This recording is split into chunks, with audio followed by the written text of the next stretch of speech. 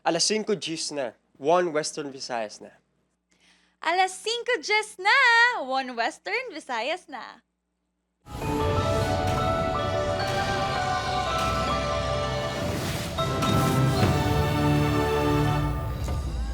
Mga balitang atong tutukan subong nga Martes, akto sa barangay Kagawad sa paghusay sa gamo sa mga pamatanon sa isa ka barangay sa Molo wala na uyunan sang ginikanan ka guardian. Duha ka menor de edad nga ginaligar gin pa-boxing sang Kagawad sa barangay West Habog-Habog Molo nakuhaan sang video. Isa sa 3 ka persons of interest sa kamatayon sa Slovak National sa Boracay ara na sa kamot sang kapulisan. 3 ka imported nga kuring ginkawat sa isa ka balay sa barangay Mandalagan, Bacolod City. Mga kuring na rescue. Exclusive. Pagtambay kag paghimo sang hindi maayong aktibidad sang pila ka estudyante sa patio sa La Paz, ginkompirmar sa mga residente sa lugar. Kag mga soldado nga Pilipino nga napatay sa tiyon sang World War II gindumdum sa pagkomemorar sang 80th Liberation of Panay and Romblon subong nga adlaw.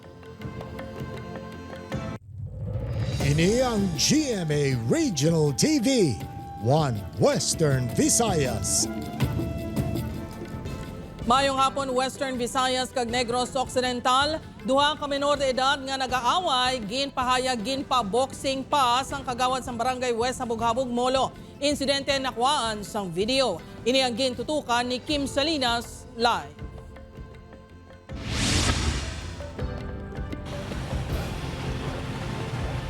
Jert gin kadismaya sang ginikanan ka guardian sang duha ka minor ang pamaagi sang pagdisiplina sang barangay Kagawad sa away sa ilang mga kabataan. Daw kaangay ginpaupas ang isa ka 15 anyos nga babae kag 14 anyos nga kabahin sang LGBTQIA community sa barangay West Habog-Habog Molo.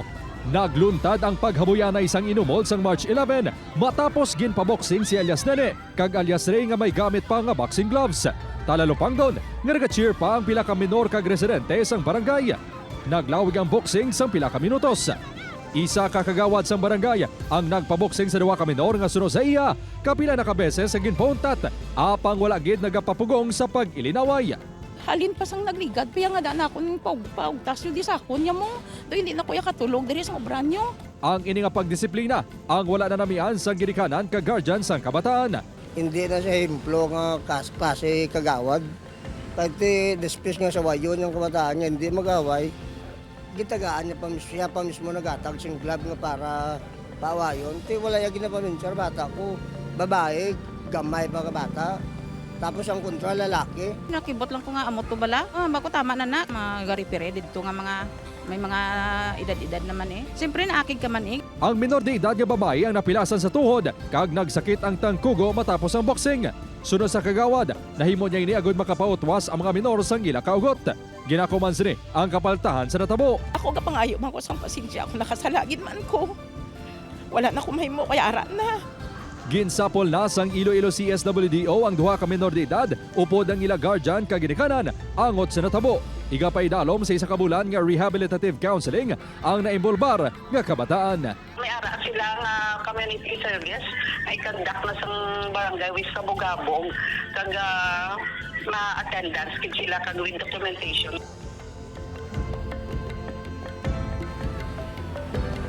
Jert ginsaway na sang punong barangay ang kagawad sa diin ng promisa man ang kagawad nga hindi na pagsuliton ang insidente. Samtang nagpatag ang amay sang minor nga babae nga imbolbado sa insidente nga wala ini makatambong sa pagsinapol sa barangay. Sunod sa iya, desidido ini sa pagpasaka sang formal nga reklamo batok sa kagawad.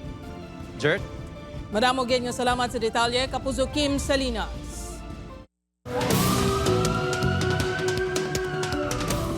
Mga kapuso, isa sa 3 ka persons of interest sa kamatayon sa Slovak National sa Boracay na aresto sang kapulisan sa drug buy-bust operation.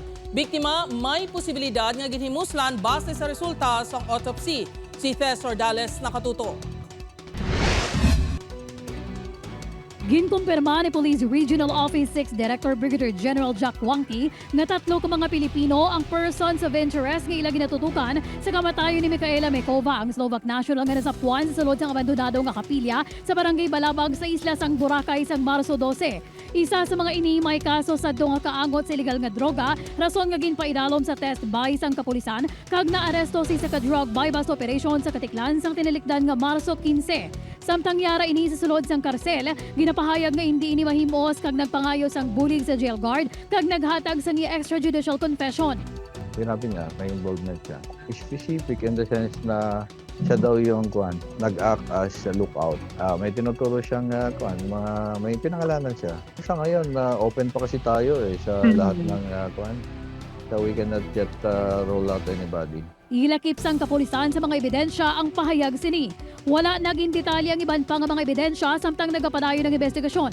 Padayon pa nga ginapangita ang duha pa ka persons of interest. Nakalagay doon sa autopsy is malaki ang possibility na pinagsalamantalahan siya. Same time yung cause of death niya, may hematoma sa ulo.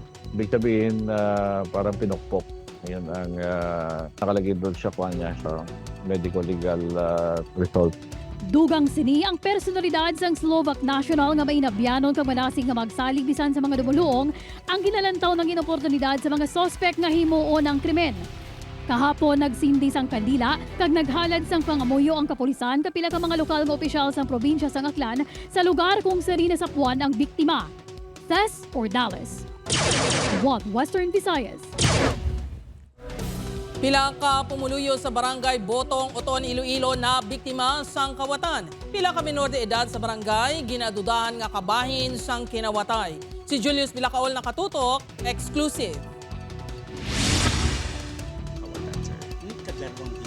Nanuguna na pang wala na sa may mahimo ang negosyante nga si Tatay Shoke.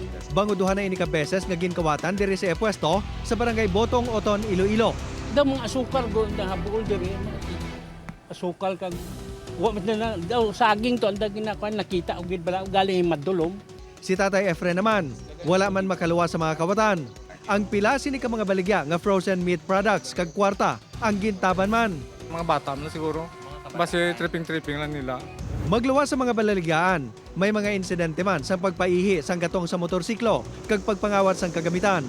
Bangod sini, pila ka residente ang nagakahangawa. May 7 ka kaso na sang kinawatay nga nakalabot sa iktalupangod sa mga barangay official sang Botong subong 2025. 2 sang Enero, 1 sang Pebrero, kag 4 subong Marso. Apang ang sa Marso, 1 lang ang opisyal nga ginreport sa barangay. Sama-sami, mga kabataan ang sospek sa pagkinawatay. Apang ang pagpati sang punong barangay, mga pangayaw ang utok sini. Mga pangayaw man ay baga sa lolode pero ginaupod ng minor sa amon daw sila gagayad lang mga minors. Sa karon istrikto na nga ginapatuman sa barangay ang curfew for minors. Ang mga tanod, alerto man. Sa pagpakigangot sang news team sa Oton Municipal Police Station, wala kuno na report sa ila nga mga insidente. Apang pasalig sang hepe sini nga si Lieutenant Colonel Abner Hordan. Magapakigangot sila sa barangay para makahimo sa nagkakiigong nga aksyon. Upod kay Hans Desierto, Julius Bilacaol. 1 Western Visayas. Para sa dugang mga balita sa Negros kag Panay, mangin kaupunta si Adrian Prietos. Adrian? Yes, George, mga kapuso, madamo gid nga salamat sa Bacolod City naman 3 ka imported nga kureng ginkawat sa isa ka balay sa barangay Mandalagan, mga kureng gintanyag pa sa mas barato nga presyo online. Mayo na lang kay na-rescue. Yaring balita nga aton gintutong ka. Apisar may lock ng gate kag baral sa mga atop. Palaligbahan sa tag-iya kung paano nakasulod ang mga kawatan sa ilabalay sa barangay Mandalagan, Bacolod City. Domingo sa kagahon, Marso 16, samtang brownout kag makusog ang ulan. Ginapahayag, ginkawat ang 3 ka British short hair cats. Ginpost sa tag-iya sa social media na tabo kag isa ka netizen ang naghatag tip nga ginabaligya na online ang iya makuring. May gatanyag di sa akon sa imo kuring. May nagchat sila sa messenger nga muna nabaligya ang muna nga kuring basi gusto nila. Sa day Teddy, Tubi kag Coco. Ginatanyag kuno sang isa ka nagapakilala middleman sang tag 2,000 pesos kada isa. Tuman ka barato sa aktual nga presyo sang 3 ka kuring nga 165,000 pesos. Kahapon Marso 17, nabawi ang makuring sa buyer sa Barangay Bata. Though hindi man siya ka-disclose ng information sang Hindi niya nakuha. Then nagstoryan na kami. Mabulig sila sa akon sa pag-recover. Naluoy lang ko sila kay do nabutangan na sila sa cage out do hindi ko may imagine ang ilang situation bla o nga do ginutok sila. Hilway na sa katalagman ang duha kuring maluwas na lang sa isang nakaagom samad sang ginkawan. Panawagan sang isa ka animal rights advocate sa publiko. It would be best po pag may nakita silang cats na may breed tapos very mura, hindi talaga siya magandang bilhin, no? And it's most probably baka nanakaw. Ginpatagman sa kapulisan nga posible makasuhan ang mga nagabaligya kag nagabakal sa mga kinawatan sa idalom sang anti-fencing law. Kumabalaan nga na sila nagbakal sang kinawatan, maulamid man sila kung sila nagabaligya man sang kinawatan, the same penalty man no ang ilang pag-aagumon based sa aton nga layi. Sang tinalikdan nga tuig, isa man ka may breed nga ido ang ginkawat sa Barangay Mansilingan. Gani, ginapatutukan na sa BCPO ang kinawatay sa lugar. Opon, Kiril Gasilio, Adrian Priatos, 1 Western Visayas. Mga kapuso, mga soldado nga Pilipino nga napatay sa tiyon sang World War II gindumdum sa pagkomemorar sang 80th Liberation of Panay and Romblon subong adlaw. Ini ang gintutukan ni Zen Kilantang Sasa. 80 na katuig ang nakaligad sang nanginhiluway sa pagpigos sang mananakop nga mga Hapon ang mga isla sang Panay, Guimaras kag Romblon. Isa ka programa ang ginhiwat sa Balantang Memorial Cemetery National Shrine agud dumdumon ang kaisog sa mga soldado nga napatay sadto agud malabot ang kahiluwayan sa pagpanguna ni General Macario Peralta Jr. Madamo ang nautas nga kabuhi nga dirigin lubong sa patio sa Quintinsalas Haro, lakip na ang mga unknown soldier o kun ang mga soldado nga wala na makilala. Talulupang doon nga subong nga tuig wala na sa mga World War II veteran nga nagtambong bangod ilisipon na lang sila nga nagapangabuhi kag kalabanan bedridden na. Isa ang 90 years old nga post-war veteran sa nakigbuylog sa programa. Well, at the time, pag-abot sang Amerikano sa Tigbawan, dito kami sa Tigbawan. We were the first nga nakakita to sa mga Amerikano nga naglanding dito. Nagalaom naman ang mga veterano nga magapabilin sa gihapon sa mga Pilipino ang pagpalangga sa pungsod kag hindi pagkalimtan ang mga pag-antos sa mga soldado nga makabig bayani agud mahatagan sang kahiluwayan ang pungsod. Involved naman ang mga Boy Scout, Girl Scout, DepEd at saka mga local government unit nga para makasuporta sa veterans. Sa Tigbawan, Iloilo, naghalad man sang bulak ang mga opisyalis sang Banwa sa Panay War Dead Memorial agud hatagan sang pagkilala ang kaisog sa mga veterano. Base sa Presidential Proclamation No. 430, ginadeklarar bilang special non-working holiday ang kada Marso 18 sa mga isla sang Panay kag Romblon. Upod kay Cirilo Randuque, Zen Kilantang Sasa, 1 Western Visayas.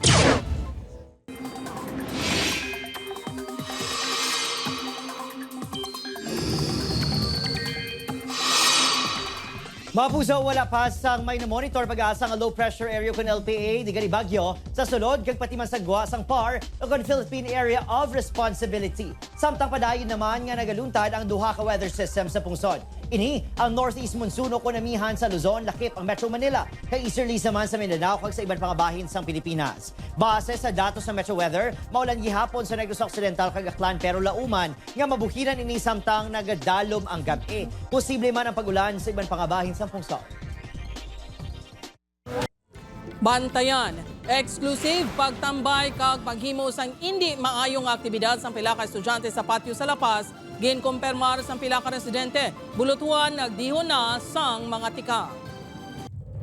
Ini ang GMA Regional TV, 1 Western Visayas.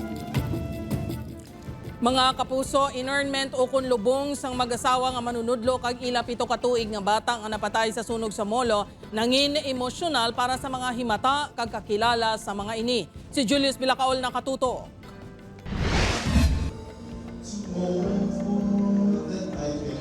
Napunan sang emosyon ang inurnment o kunlubong sa mga manunudlo nga Sanday Julius kag Llewellyn Reyes. Subong man sang ila 7 ka tuig nga bata nga si Amber Marie subong nga hapon. Ang 3 ang nagkalamatay matapos matrap sa nasunog nilang balay sa Barangay Infante Molo sa Marso 8. Kabahin sa mga nagpakigunong sa pamilya ang mga kakilala kag kaugdanan sa trabaho sa mag-asawa. Nagapasalamat naman ang kapit ni Llewellyn nga si Luella. Bangod sa simpatiya nga ila nabaton para sa nagtaliwan nga mga himata. Ang pamilya ni Luella ang nagapuyo man sa balay nga nagaserbe nga duplex. Apang nakaluwas ini kagang iya pamilya. Natouch ako nga kadamo-damo gali isang kapalangga sa ila. Kay they are a very good person gid sila mo. Sa bihag sang kasakit nga ila na eksperyensyahan, nanginsandigan kuno sang ila pamilya ang pagtuo sa Ginoo para magpabilin nga mabakod. Wala gali isang may mabulos nga bisan ano nga material nga bagay kundi ang pagsalig mo gid sa iya. Wala ka na sang dalon pa kundi ang imo nga na obra nga good deeds sa aton isig katawo. Upod kay Hans Desierto, Julius Bilacaon. 1. Western Visayas.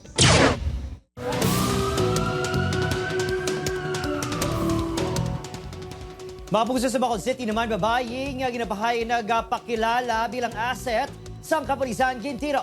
Yaring balita nga itong gintutukan. Giningagaw madala sa ospital si Kimberly Villarmino Lubaton, 33 anyos, matapos giluthang sang wala pa matumod nga lalaki. Pasado las 4 sa agahon sa Lunes sa Purok Langis, Barangay Banago, Bacolod City. Naigo inisagtang apang masuwerte nga nakaluwas. Yan naging CT scan at may nakita gid sa iyang ulob sa ulo. We have to determine kung anong klaseng baril. Basi di naman original nga, basi ano lang ba improvised firearm. That's why hindi isa napuruhan. Sunod sa BCPO, lalaki nga nakahood kag nakaduang itom nga bayo ang suspect. Gintiro sining biktima nga nagapungko sa kilidalan. Wala sang CCTV sa lugar apang bastante sa witness ang kapulisan. Natukiban nga nagapakilala ang biktima nga asset sa kapulisan sa lugar. Madamo ini isang kontra nga mga durugista, ilabi na nga ginakabigro-uruan sang shabu ang purok. Igabaras mo sa maba, yung mo. Rawod, kung sa maba, yung mga gabuya-buya. Kasi dara sa may piyak. Ano damo, yan suya sa iyo. Tungo nga ginasalagot ang mga asset. Sang tinilik na niya January 3, Gintiro man sang 3 kakalalakihan ang biktima. 8 kaigo sa lawas ang iyan agom. Maswerte man ini nga nakaluwas. I advise her na itong ano na kami nakagawa sa hospital, kung hindi ka naging magbalik na sa Purok Langis, kay delikado. But yun, bumalik na naman, yan, naging biktima naman sa... Posible, ipaidalom sa operasyon ang biktima agud makuha ang naglubong nga bala sa iya nga ulo. Upod, Karil Casillo, Adrian Priatos, 1 Western Visayas. La Paz National High School, mas istriktohon pa ang pagbantay sa mga estudyante agud malikawan ang pagligoy sa klase. Ginikanan sang duha ka estudyante nga naaktuhan sang caretaker sa patio nga nagahimo sang hindi nagakaangay nga akto luyag ipatawag sang principal. Si Zen Kilantang Sasa nakatutok, exclusive.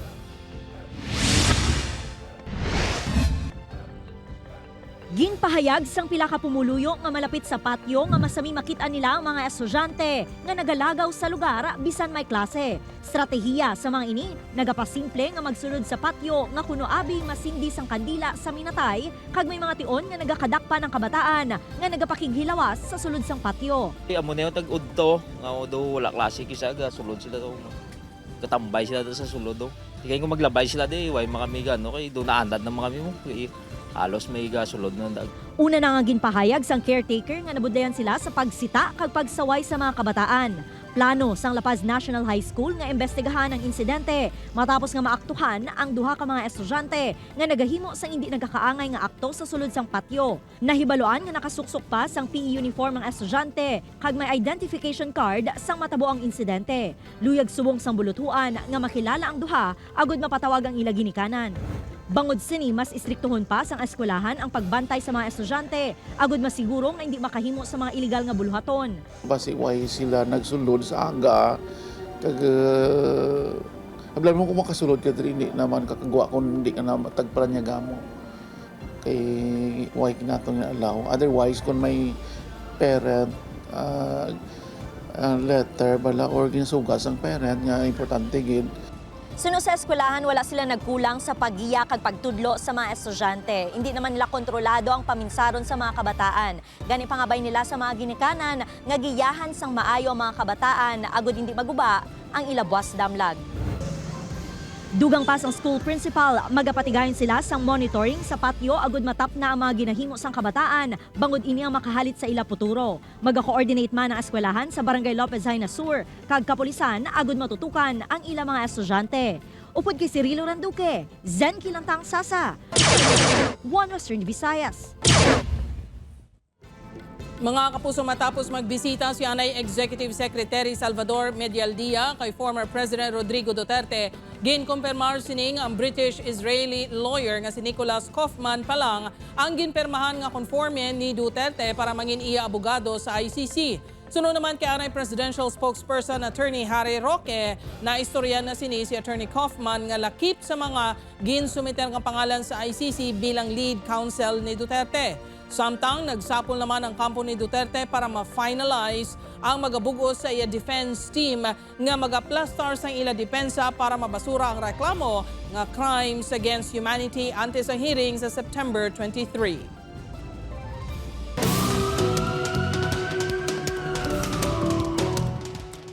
Masobra 1.7 million pesos nga balor sang suspected shabu na kumpiskar sa isa ka pangayaw sa Dumangas, Iloilo. Samtang estudyante dakop sa drug buy-bust operation sa Lambunaw. Si John Sala nakatuto.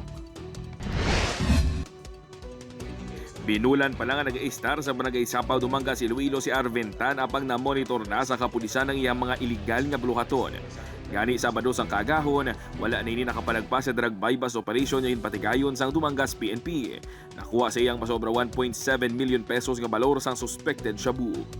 And those are mga bultuhan nga item. I don't think someone in Dumangas can consume that amount.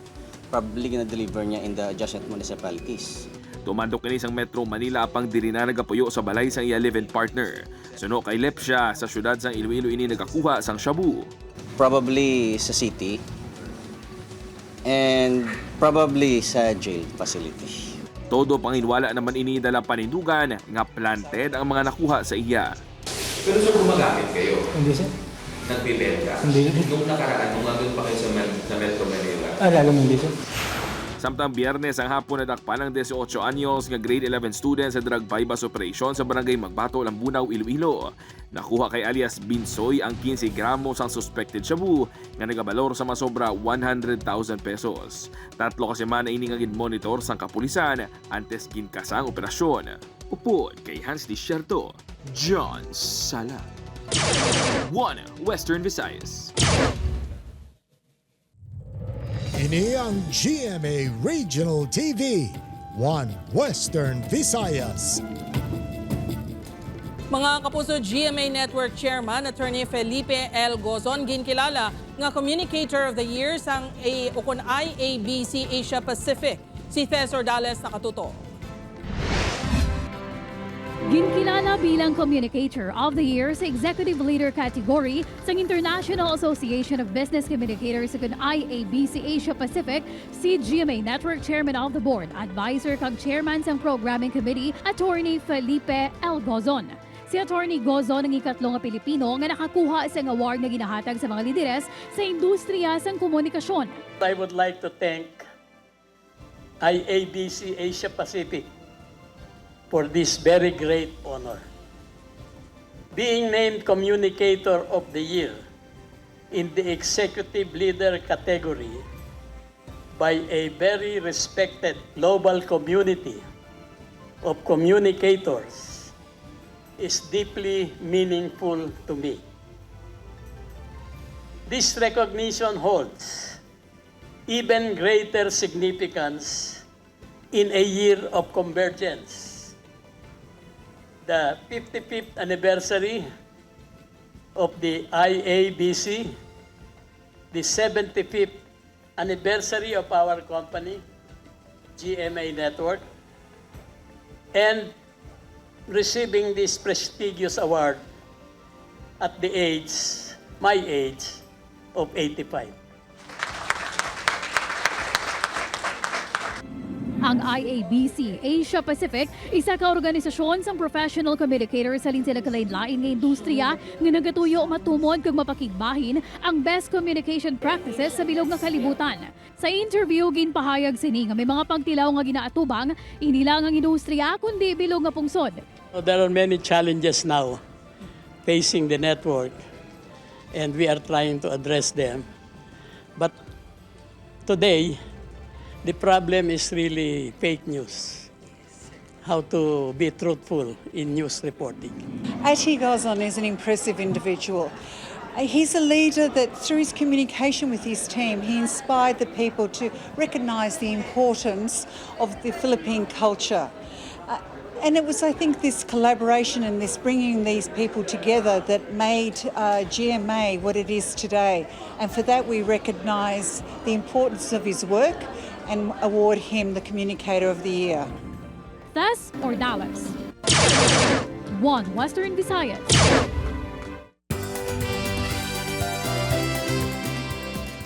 Mapuzo, all set na ang mga aktibidades para sa 27th Kadalagan Festival.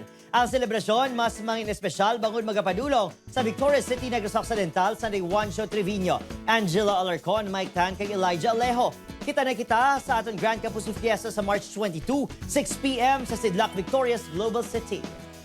Samtang updan taman ang mga taga-Boy sa Padilla sa pagsaulog sa Magayon Hinugtanan Festival 2025. Bilang livestock capital sa probinsya Balantayan, ang aktibidad subong nga tuig kung sa diin mangin highlight ang Carabao and horse racing kag street dancing competition. May kabahin man sa selebrasyon si My Ilonggo Girl Cast Yasser Marta, Bubblegang Cast Cheska Fausto, John Rex, kag Althea Ablan, kita kits sa aton Grand Kapuso Fiesta sa March 25 alas 8 sang gabi. Kapuso, join us as we celebrate the Municipality of Moises Padilla, the capital livestock of Negros Occidental, Magayon Hinugtanan Festival 2025 on March 22 to March 25 this year. Pamuso Mines and Geosciences Bureau nagpatigay na sa assessment sa mga duta nga patindugan sa Permanent Evacuation Center para sa mga evacuees apektado sa aktibidad sa Mount Canlaon. Nakatutok ay din Pedreso. Siyam na kabulan nga nagapabilin sa evacuation center sa Banwasang La Casiliana ang masobra 30 ka mga pamilya nga nagbakwit sang naglupok ang Mount Canlaon sang tinalikdan nga June 3, 2024. Wala na sila makabalik pa sa ila puloy-an bangod sang padayon nga mga aktibidad sa vulkan. Gani sila ang prioridad sa tukuron nga Permanent Evacuation Center sa Banwa. Identification sa mga baselines ng province at coming from the LGU. Sila lang sa may target sa may fourth and permanent danger zone. Nagpatigayon na sa site assessment ang Mines and Geosciences Bureau sa mga lugar sa Banwa nga patindugan sa Permanent Evacuation Center. 70 to 80 square meters ang lot area sa kada balay nga igatukod kag may lugar nga sarang nga makapananom kag makasagod sang sapat ang mga evacuees. Mayara sila ka waiting area at then may existing lot kung mahumat na book ng kung may bugas then marot crafts may area sila na intended. Sa tiyon nga mag-issue na sang certificate ang MGB sa mapiling nga duta, mahimo na nga mag-umpisa ang konstruksyon sa mga balay. Upod Geruel Banggoy, Aileen Pedreso, 1 Western Visayas. Good news mga kapuso, amatamat na nga makaginhawa sang normal si Pope Francis base sa uli nga update halin sa Vatican. Masobra isa ka bulan halin nga ginadmit ini sa Gemelli Hospital bangod sa double pneumonia. Sunod sa Vatican, makaginhawa na ang Santo Papa bisan sa makadali lang nga wala sang oxygen. Samtang ginpakita man ang laragway sang 88 anyos nga Santo Papa sa chapel sang ospital sa pinakaunang nga tion humalin sang ginadmit ini kung sa diin nagkigbahin siya sa misa upod ang mga pari.